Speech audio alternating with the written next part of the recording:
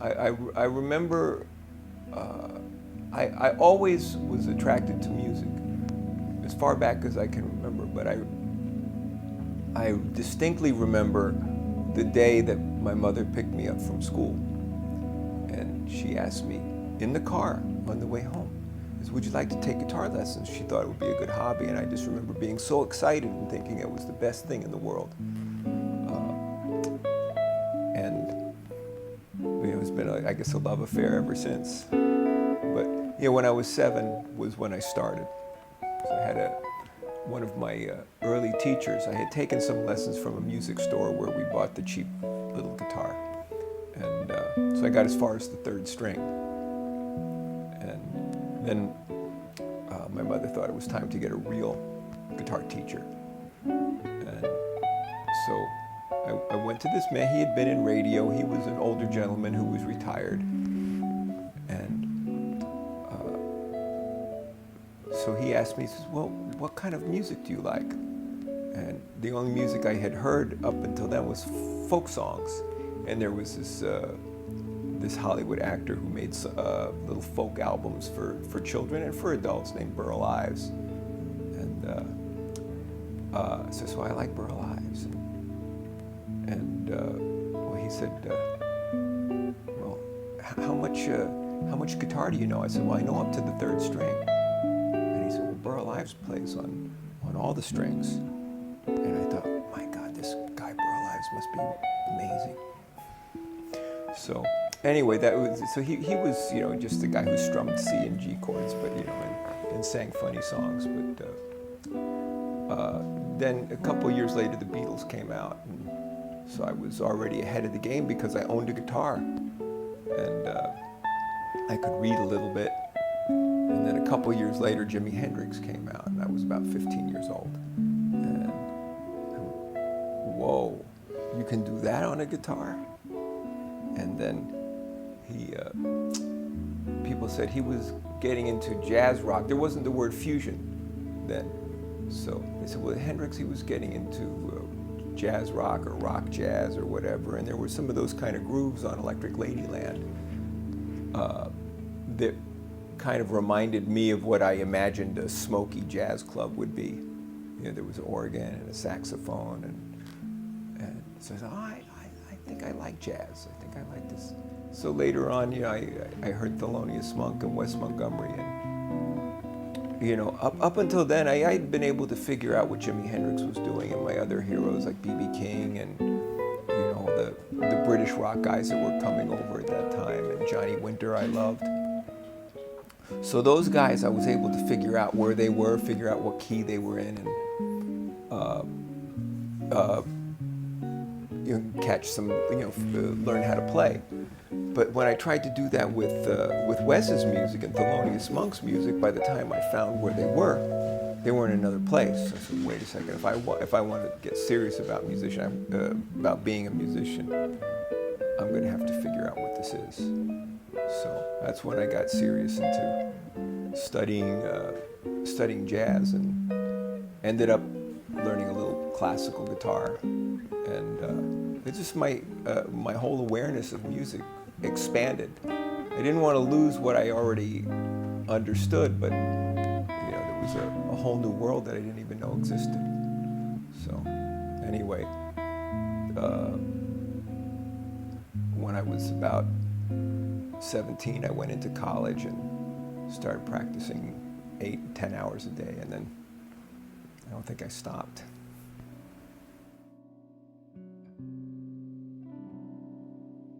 Well, that's a good question. I'm glad you put it that way, because there's the Eastern philosophy, the Tao, is a big influence.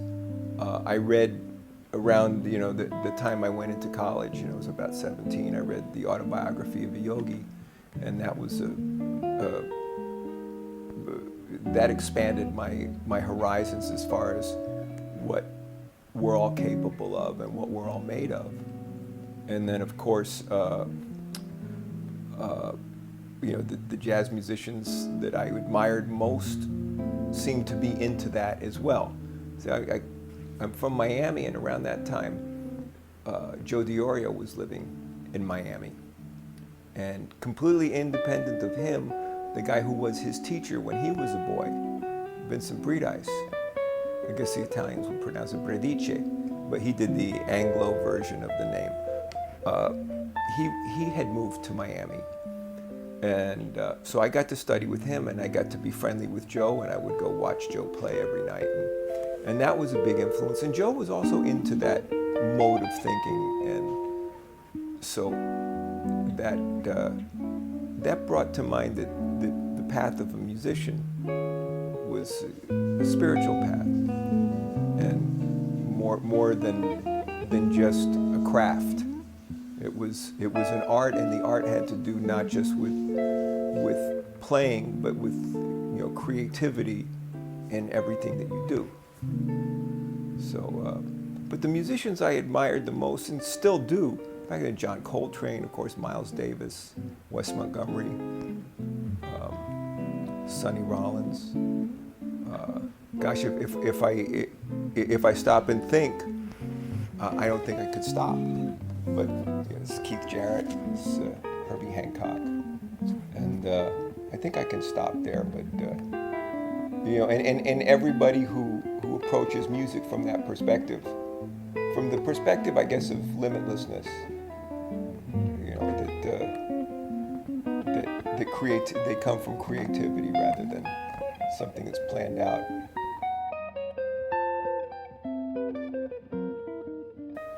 Listen a lot, have an open mind, I think is what and you got to really, you have to really love what you do. So I don't think it's important for someone to become a musician unless they don't have a choice. If it's important to them, then there's nothing that anybody can say that can stop them. If there was something that you could say to stop them, then they weren't meant to be musicians anyway.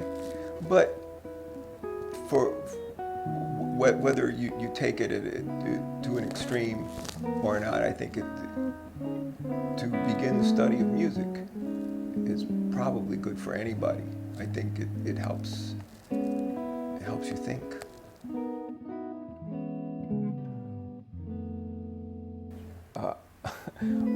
A good friend of mine is a drummer, and drummers, there's good big band drummers and good small group drummers, and he was just a good drummer, and he was playing in a small group. He was playing in a little trio, quartet, and there was a horn player that liked his playing and asked him, "Hey, do you play big band?" And he said, "Yeah, I do when a lot of guys show up." And I kind of have the same idea, but even when I'm playing in a quartet or a duo, trio, it's just there's always that opportunity to do an intro or a section solo, and then I think that when you like, I prefer to play with the duo, trio, quartet. Duos are good. Duos are very intimate, and you can start playing counterpoint with each other. The more people get involved, the more perhaps planning is necessary, unless you really have been playing together for a long time. But playing in a duo, you can just start playing contrapuntally, and the possibility is there where you don't have to delineate my solo, your solo. Of course, if you're playing solo, it's all solo. And but when there's more than one person, then you can have that contrast of the solo instrument and then adding other colors. So the more the better. Well, that was a labor of love. I have to say the guitarist who let me know that this was possible was Lenny Breau, because he had really unlocked some of those secrets, rootless voicings, and getting to see Lenny and talk with him was also quite inspiring. but I found some of Bill's transcribed piano music available, and so I purchased it. And so basically what I did is I was trying to follow in the footsteps that Lenny had opened up that door, and see if I could figure out some of the same things, or at least figure it out for myself, because I really wasn't sure at that time what Lenny was doing. And who knows how anyone else really thinks, but and I wouldn't suppose to speak for anybody else, but I was trying to understand what was going on. So what I did is I took the music, the piano music, put it all on one staff, and then I had to take out the notes that I couldn't play.